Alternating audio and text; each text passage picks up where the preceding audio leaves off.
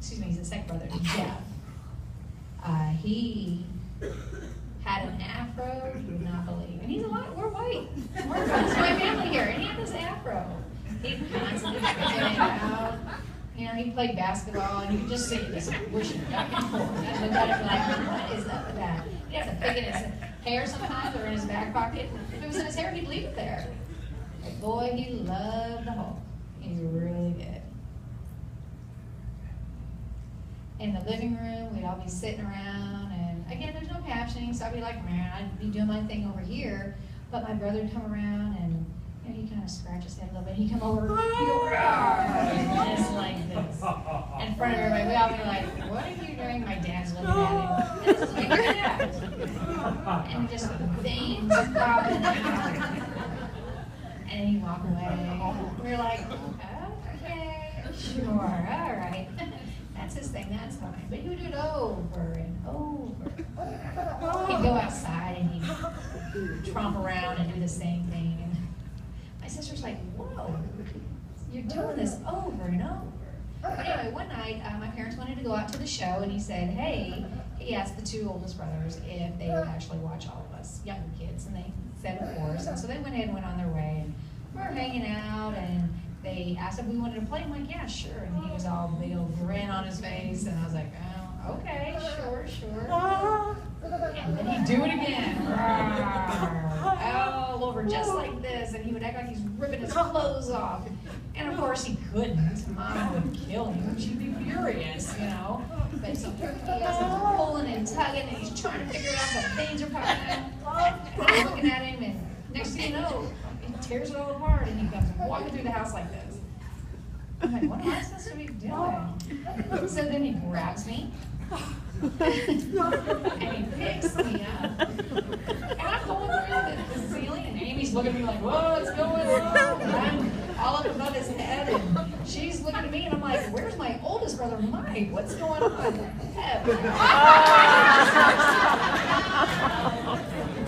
I'm screaming up in the air at the ceiling, and he's acting like he's the Hulk, and he's just screaming. And I had this old orange sofa. Next thing you know, he pulls me up against it. I landed, and I'm like, oh, this is cool. So then I started kind of laughing, and he's still acting like he's the Hulk, and he did it again. I'm like, okay, do it again. And he's flailing me through the air, and I'm looking all around the room, and boom, there we go again. So it's the sofa again, and he'd walk away. We had the best time. We did it over and over. We'd do it from the stairs sometimes. He'd walk down, and he'd go down the banister, and I'm like, ugh. I could walk away from him, but that was my brother. One day, Jeff wanted to buy this brand new bicycle. You know, pretty fancy, new 10-speed that was out there. I was so excited, and this is something that he wanted. He ended up buying it. And my brother ended up going to Estes Park, and after we got done eating on a picnic, and then he was going to go ahead and ride his bike all the way back, and you know, the car was going to follow him back. We're like, okay, so it was, I don't know, Mike's already, after he smoked the pot, he disappeared, he's gone. We didn't know what happened to him. But so it was my sisters, me, myself, the three deaf sisters' mom. She always really stayed home. She was always working on a cake business. She ran that, so she didn't do it. So it was the three of us and my dad. And we thought we would go ahead and do it in a station wagon. It was a red Ford station wagon. You know, those big old long ones that go just up and down the hill. We go from one side of the car to the other side of the car. You know, it was about because we didn't need her. So we ended up going up there. We ended up having a picnic. It's beautiful up there. My brother was so excited. Got the bike off of the top of the car, and we already did our thing, and it was time. So we were going ahead and head on back. And he gets on his bike, and he looks, and he's got this big old afro still, you know, that big old hair, and he's all happy. The three of us, my dad, are like, okay, well, go ahead. He starts going down the mountain, and we're wondering, you know, how it's going to turn out. And so we waited a little bit, you know.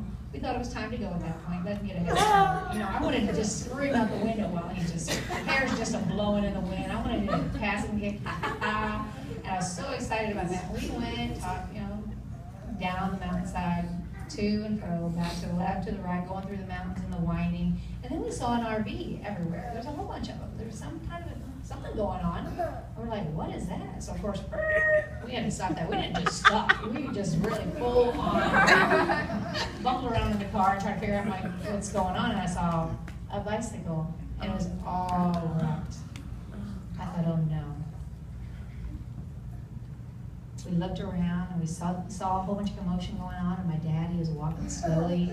I couldn't see what his face looked like, but I see the back of him, and all of a sudden there was the commotion ended up kind of making a path, and then all of a sudden we looked and just laid out like this. Full.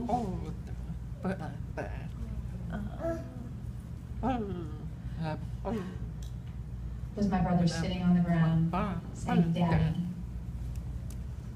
I looked. My dad was so upset, he did immediate action, picked him up immediately. And again, my brother was 17 or 18 years old. He was a big boy. He was a wrestler.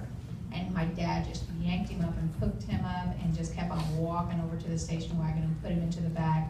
And I was sitting in the back, and my sisters were up there in the front, and all of a sudden he just came on in, and we looked at each other, and just blood was everywhere. You could see just the pain that he had. He had blue eyes and with the blood, and you could just see the pain that he was in. Next thing you know, he was sitting right beside me. It was hard to look at him, going back and forth, going through the room. My dad was just driving so fast. We ended up going to the emergency room as quick as we could. We picked him up, or they picked him up and said, you guys go on in and go on home. And he went to the emergency room. My mom was upset, freaking out, said what had happened.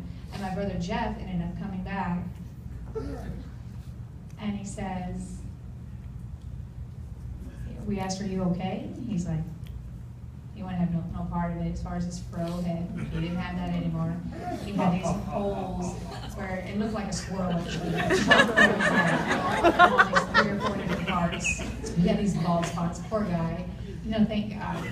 He was tall. A lot of people couldn't see on top of him. Now, if he was short, he'd have a lot more problems. Because he was tall, he had a little bit less worry about that. So a couple of weeks it went by, and he ended up getting better.